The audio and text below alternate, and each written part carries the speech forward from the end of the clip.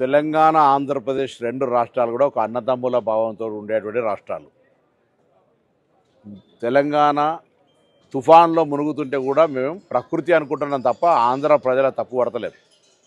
ఎక్కడో కోనసీమలో కొబ్బరి చెట్టు ఎండిపోతే ఆంధ్రలో ప్రాతినిధ్యం వహిస్తున్న ఉప ముఖ్యమంత్రి తెలంగాణ వల్ల దృష్టి కలిగిందంటే ఆయన వివేకవంతుడు అవివేకవంతుడో నాకు తెలియదు.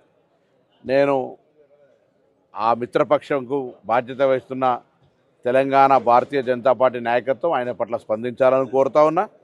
అదేవిధంగా ఆంధ్రప్రదేశ్ ముఖ్యమంత్రి గారు కూడా స్పందించాలి.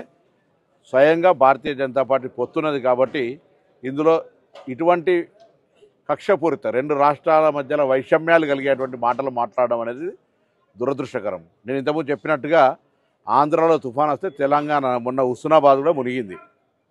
మేమేం ఆంధ్ర ప్రజలను తప్పుపడుతున్నది ప్రకృతి వైపరీత్యం కింద భావిస్తా ఉన్నాం. అక్కడెక్కడో చెట్లు ఎండిపోతే మమ్మల్ని దృష్టి కలిగిందని నిందిస్తే ఇది తెలంగాణ పౌరులకు అవమానం. వెంటనే ఉపసంహరించుకోవాలి, క్షమాపణ కోరాలి. భవిష్యత్తులో ఇటువంటి వివక్షపూరిత మాటలు మాట్లాడద్దు, విజ్ఞతగా వ్యవహరించు. ఉప ముఖ్యమంత్రి అయినా ఇంకా సినిమా నటుడు కాదు, కొంత బాధ్యతగా నేర్చుకోవాలని చెప్పి నేను ఈ సందర్భంగా కోరుతా ఉన్నా.